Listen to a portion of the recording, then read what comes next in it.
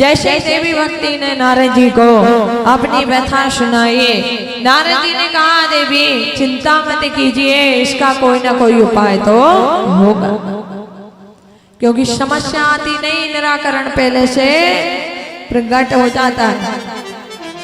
कहा महाराज श्लोक बोले, गीता के बोले, वेदों के बोले, ज्ञान वैराग्य ने नेत्र तो खोले, पर पुनः वैसे ही अचेत हो गए। नारद जी ने भगवान से प्रार्थना करे, आकाशवाणी हुई सतकर्म करो, सतकर्म करो, सतकर्म क्या करना है ये संत बताएंगे। नारद जी संतों के पास गए, संतों ने हाथ जोड़ लिया, आप ब्रह्म ज्ञानी हो गए, इस समस्या का निराकरण नहीं ढूंढ पाए, हम छोटे मोटे कैसे बता दें। कहा महाराज नारद जी ने विचार किया, बद्री का आश्रम जाऊंगा और वहां जाके तप करूंगा, क्योंकि मैंने सुना है कि तप के बल से ही भगवान नारायण सृष्टि का पालन करते हैं, तप के बल से भगवान शंकर संहार करते, और तप के बल से ही ब्रह्मा जी रचना करते। मन में विचार कर बद्री का आश्रम आए। यहाँ भेंट हुई शनकादिक कुमारों से। जब सारी कथा शनकादिक कुमारों को सुनाई तो नारद जी को कहा आप चिंता मुक्त हो जाइए, इसका उपाय पहले से बनाए क्या। बोले साप्ताहिक श्रीमद् भागवत कथा ज्ञान वैराग्य को श्रवण कराए। नारद जी ने कहा महाराज कौन है व्यास बुलाए, आप ही चारे व्यास बन जाओ।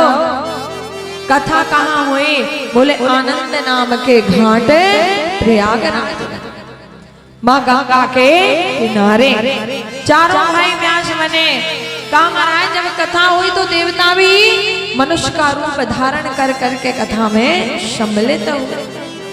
एक दिन हुई, 2 दिन हुई, 3 दिन हुई, चौथे दिन एक चमत्कार हो गया। क्या बोले, एक यौवन स्त्री 2 यौवन पुरुषों को कथा के मध्य आकर नृत्य कर रही है। श्री कृष्ण गोविंद हरे मुरारी नाथेति नामानि मुहुर वदन्ति।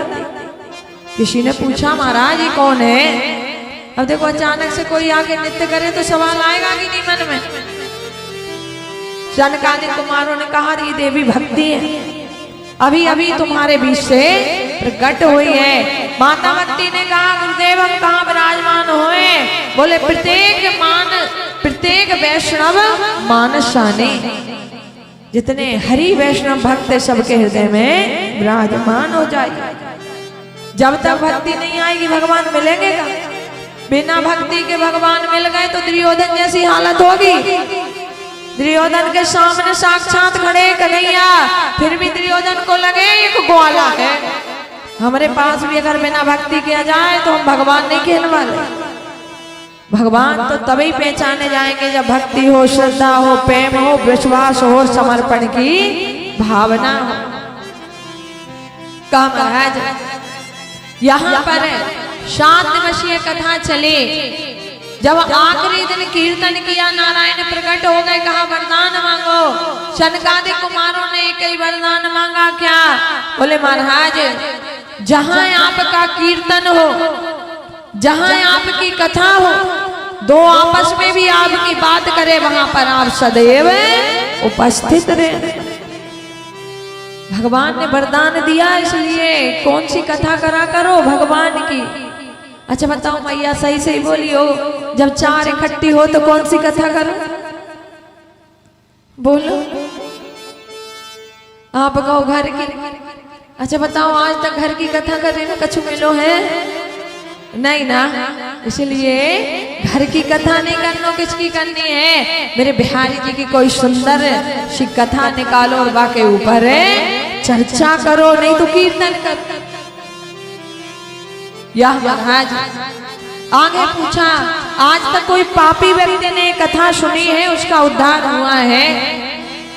कथा आती है धुंधकारी की। कहा आत्मदेव नाम के ब्राह्मण है, पर एक ही दुख है कि जीवन में पुत्र नहीं। धन खूब है पर पुत्र नहीं है। एक दिन विचार किया कि चलो चल के जल में मरना चाहिए। लगे नहीं कोई है कि संतान नहीं, चलो निपट लो। अभी इनके यहाँ हो जाएगी, फिर कब होएगा देख लेंगे। संतान के भी महाराज शास्त्रों में कई रूप है। अगर कहा अगर संस्कारवान है तो जीते जी स्वर्ग है, और नहीं होते हुए भी जीते जी नरक झे देखने को मिल जाए। इसलिए भगवान से धन कम मांगा कर। काहे? संतान अगर संस्कारवान है धन अपने आप आ जाएगा। अगर गोविंद से मांगना है, अगर बिहारी जी से मांगना है तो अपने संतानों को संस्कार मांगना कि हमारे पुत्र पुत्री संस्कारवान हो, धन अपने आप आ जाएगा। का महाराज आत्मदेव मरने गए, ग्रीष्म ऋतु को समझो, दोपहरी तप रही थी, वृक्ष के नीचे विचार कर। अच्छा बताओ केनोर करनो अलग अलग बात है कि नहीं? घर में गुस्सा आए अब तो चली मरई जाओ। पति देव के जाने पटेले काम खत्म, बोल राधे। अच्छा बताओ दोनों तरफ क्रोध हो तो ऐसी बात होती है, पर आज तक कोई गाँव है नहीं ना, क्योंकि कहना और करना बड़ी अलग बात है। कहा जाके बैठे विचार कर रहे कैसे मरो, प्यास लगी पहले सोचा पानी पियाऊं, बाद में सोचू कैसे मरूं। पानी पीना है तो वहां क्या था, बोले एक संत स्नान कर रहे थे,